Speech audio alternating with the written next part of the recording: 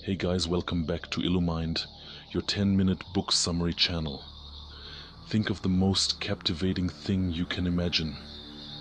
A distant galaxy, the intricate workings of the human brain, the rise and fall of empires.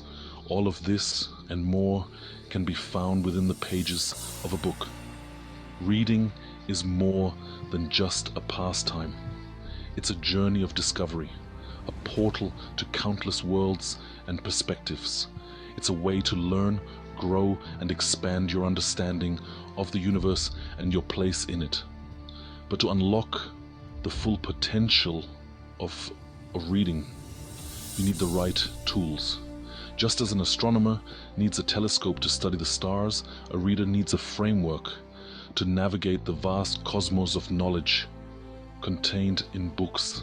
That's where Mortimer Adler's How to Read a Book comes in.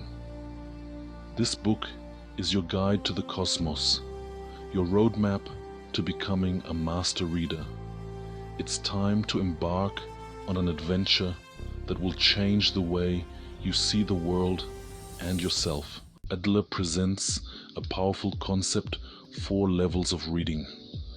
Think of them as stages in a rocket launch, each propelling you higher into the stratosphere of understanding. First, there's elementary reading.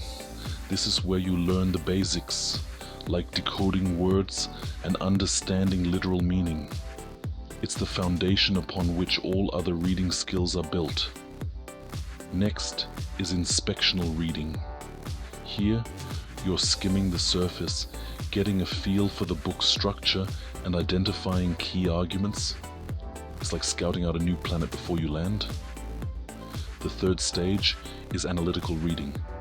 Now you're digging deep, dissecting the author's arguments and forming your own opinions.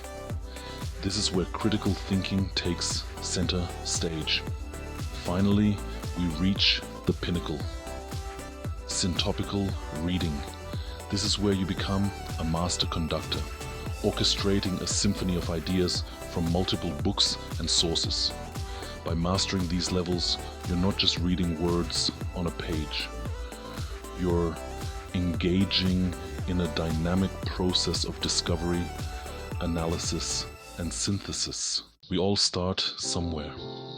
Remember the thrill of sounding out your first word? That was elementary reading in action. It's the essential foundation, but it's not just for kids. Even seasoned readers need to brush up on the basics from time to time. After all, language is constantly evolving.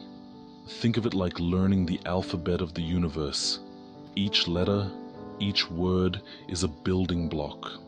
With practice, you'll be able to decode even the most complex sentences and paragraphs. But elementary reading is more than just recognizing words. It's also about understanding the literal meaning of what you're reading. It's about following the plot of a story, grasping the main idea of a news article, or following the steps in a recipe. Mastering the basics sets you up for success at every other level. So, embrace the fundamentals and watch your reading skills soar. Imagine you're a detective arriving at a crime scene.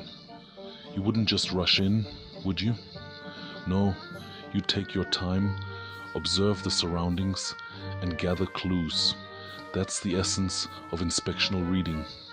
It's about quickly assessing a book to determine its worth and how it fits into your reading goals.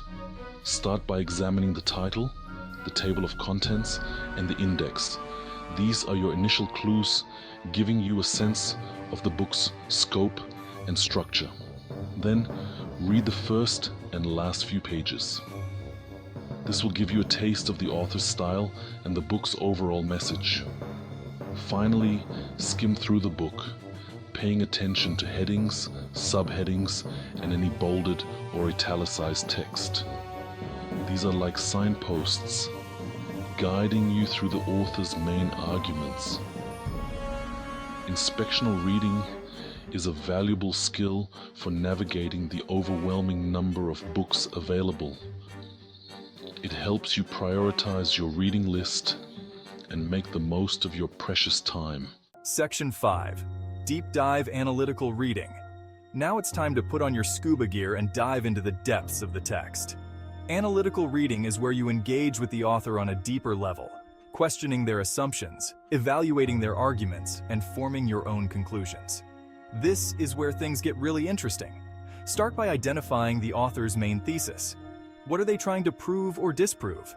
Then, break down their arguments into their constituent parts. What evidence do they use to support their claims? Are their arguments logical and well supported? Don't be afraid to disagree with the author. In fact, the more you challenge their ideas, the more you'll sharpen your own critical thinking skills. Finally, summarize the author's main points in your own words. This will help you solidify your understanding and remember what you've read. Analytical reading is like having a conversation with the brightest minds across history. It's challenging, rewarding, and essential for anyone who wants to think critically and independently. Section 6. Syntopical Exploration. The Summit of Reading. Imagine standing on the summit of Mount Everest, surrounded by a breathtaking panorama of peaks. That's the feeling of syntopical reading. You've reached the highest level, where you're able to synthesize information from multiple sources to gain a deeper understanding of a subject. This is where reading becomes a truly creative act. You're no longer just absorbing information, you're actively creating new connections and insights. Begin by identifying a subject you're passionate about. Then, gather a collection of books, articles, and other resources on that topic. As you read, look for common themes, patterns, and disagreements between the different authors. Compare and contrast their arguments, and synthesize their ideas into a cohesive whole. Syntopical reading is the hallmark of a true scholar. It's how we push the boundaries of knowledge and discover new truths about ourselves and the world around us. Section 7. Tailoring your approach, from novels to non-fiction. Just as you wouldn't use a hammer to tighten a screw, you wouldn't use the same reading approach for every genre. For fiction, focus on immersing yourself in the story.